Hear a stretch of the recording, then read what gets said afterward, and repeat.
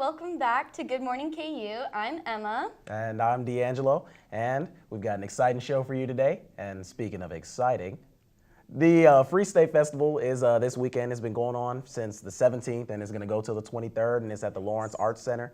And it's really just a festival to celebrate music, art, film, and spread ideas in the Lawrence area. And I've heard about it. I've never really went, but I hear that it's pretty fun. Yeah, I've never gone, but I know in a lot of my theater classes this week, the teachers talked about it and encouraged us all to go, support the arts, especially local arts. Yep. Gotta get out there. Seems pretty cool though. Yeah, there are a couple interesting things. Like, I'm thinking about going on the 22nd where they have something called William Allen White, What's the Matter with Kansas? Oh. Like, I want to know what's the matter with Kansas. I would like, love to know what the matter it seems with pretty Kansas cool. is Like, too. yeah, it seems interesting. But since we're talking about films, I hear that you're into films and shows and stuff of that nature. So Yeah, I am. I do. I have my own show that I make. It's called Emma in the Halls. I started it my junior year of high school because I had my own corner of the newspaper, and I loved editing videos. So everyone told me that I should just start making a video series like my corner of the newspaper.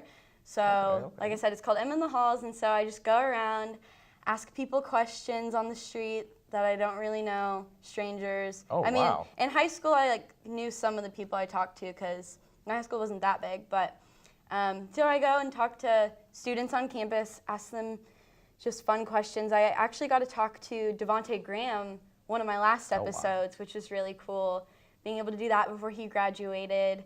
And I'm hoping to film another one soon coming up. So if anyone has any ideas of what I should ask, I'm going to see. I was thinking about going to K-State and filming one, because why not? It's like an hour and a half away, I think. So yeah, it's not too far. Gotta support all Kansas schools, even though we like the Jayhawks better. But a lot of my friends go to K-State, so they wanted a K-State version. But it's really fun, and now I'm helping produce this show, which is really cool too.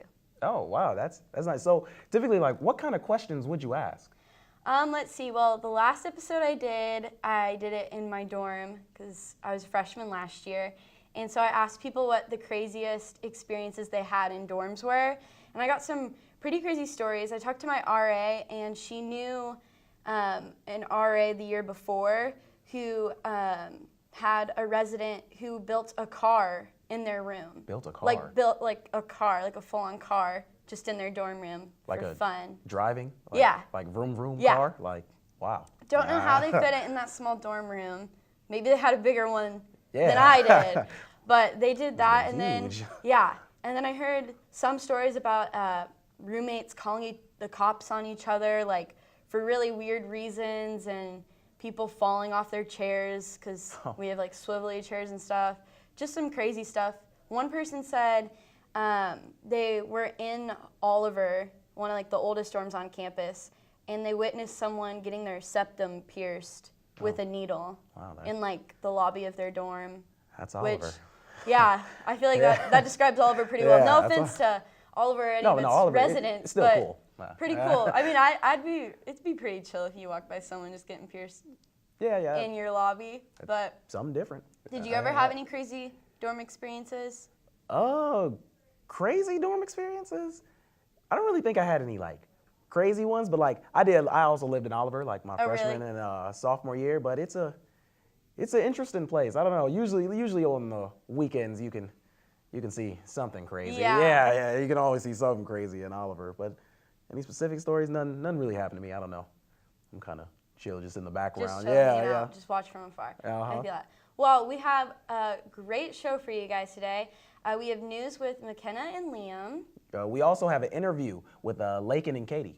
And then we're going to have sports with Sydney and Cassie. And we have weather with Brooklyn and Armand. So we've got a great show ahead of you for today, guys. And Really we'll good be one. back after the break with news with McKenna and Liam. Where you go to college makes a statement about you. This place will become a part of you, your identity for life.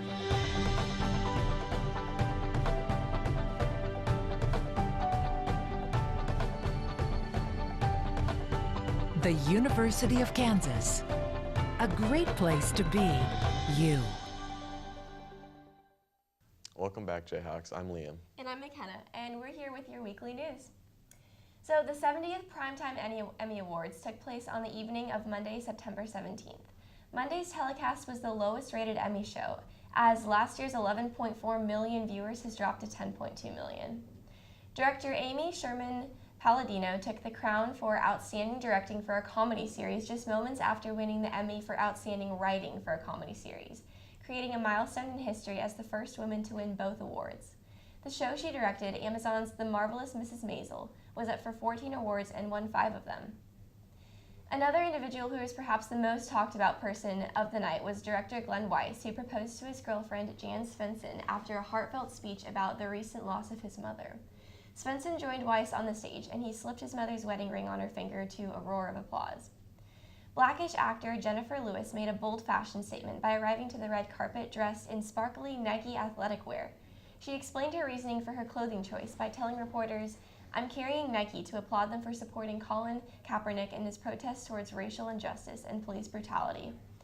Amid a night of Netflix jokes, performances by Kenan Thompson, Kate McKinnon, and Ricky Martin, daring fashion decisions, and a proposal, the seemingly unsuccessful telecast did not have much bearing on an otherwise enjoyable night.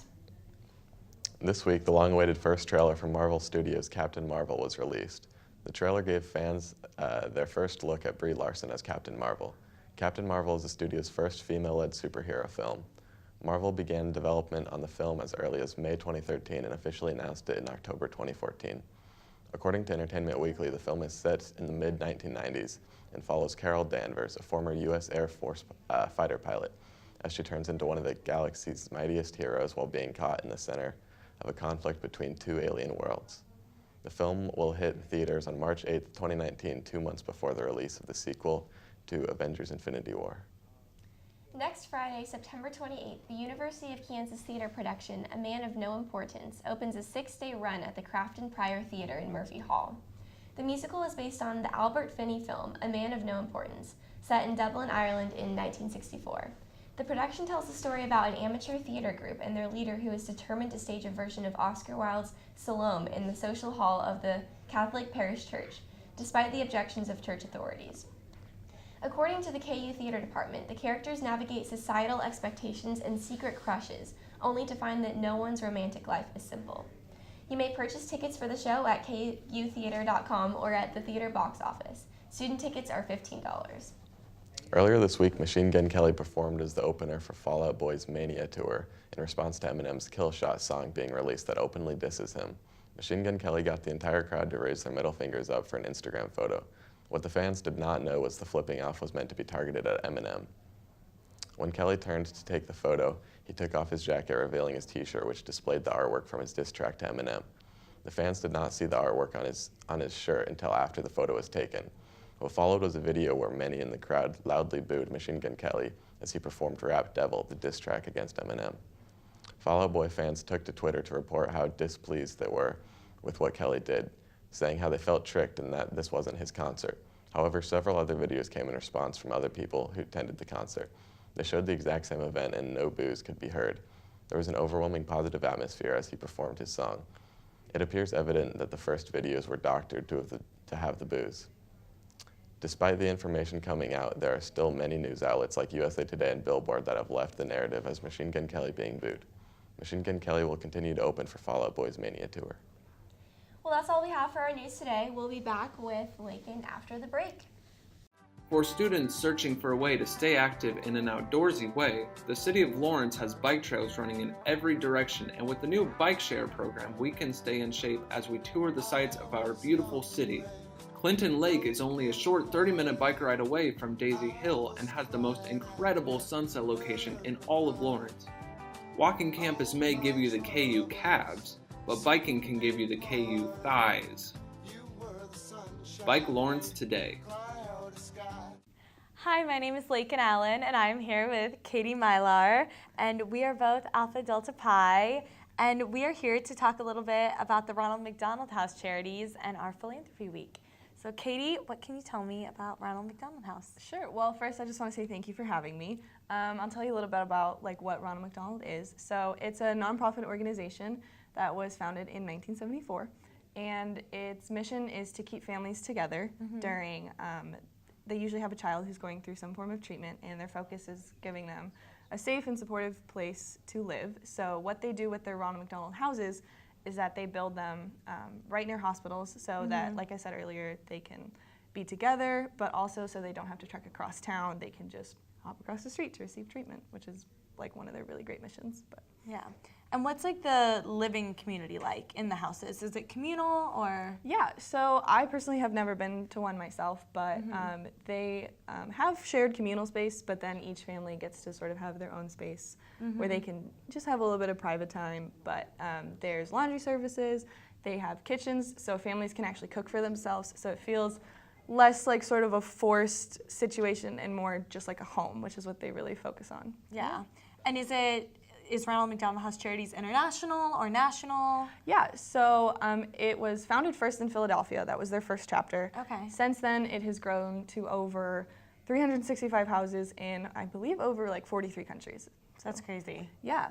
Wow. And so what we do at 80 Pi is, so we service 2 local chapters. We have one in Topeka and one in Kansas City.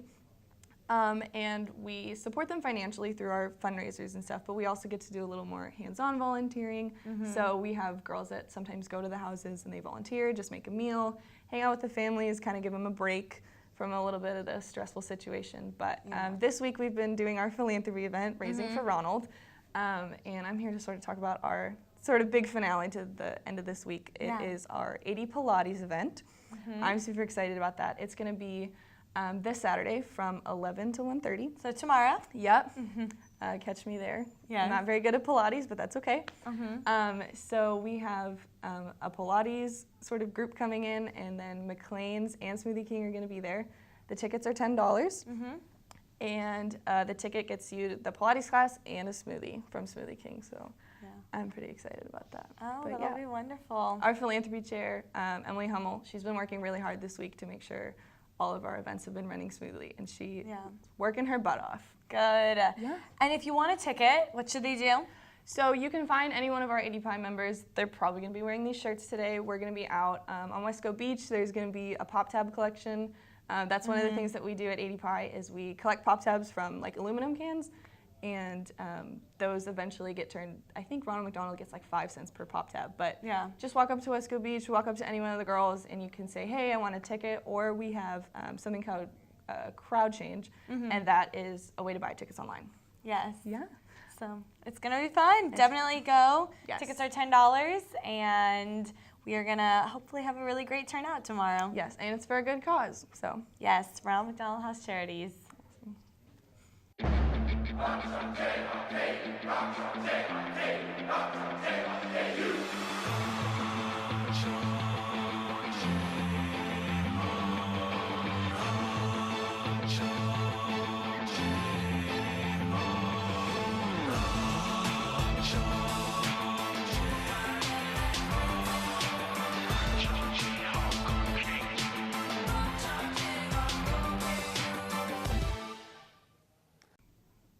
Good morning, Jayhawks. I'm Cassie Nichols. And I'm Sydney Kolazinski. Welcome to your weekly sports report. Looking into football, the Jayhawks beat Rutgers 55-14 last Saturday.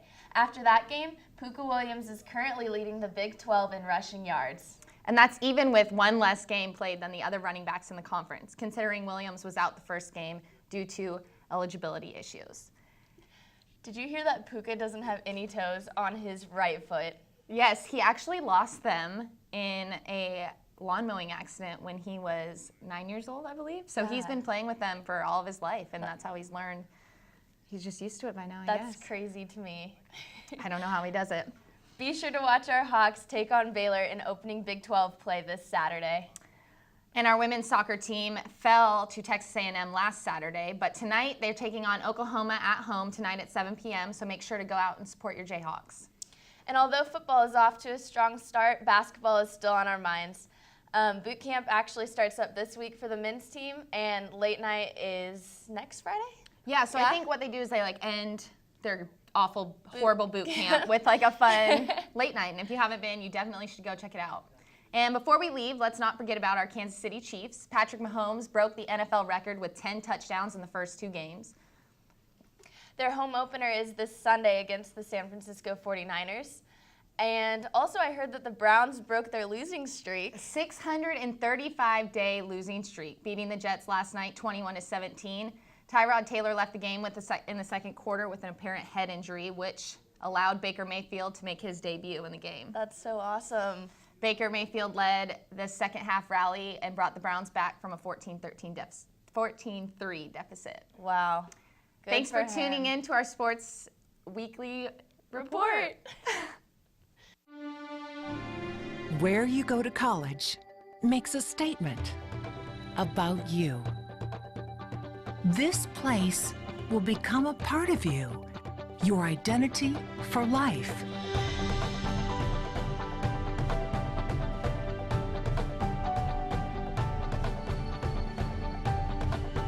The University of Kansas, a great place to be you. Hey guys, welcome back to Good Morning KU. We're gonna head outside to Armand for a live weather update. Armand, how's the weather out there? You know, the weather outside, it's not too frightful, but you can tell that unlike how it's been earlier this week, not too warm, about 67 degrees, and unlike the students, the stratus clouds are out and about today. It's kind of affected the weather, made it a little colder, above 10-mile-per-hour winds, so you can kind of feel it sometimes, arms moving, all like that. So a little cooler than it has been earlier this week. Yeah, what's everyone wearing?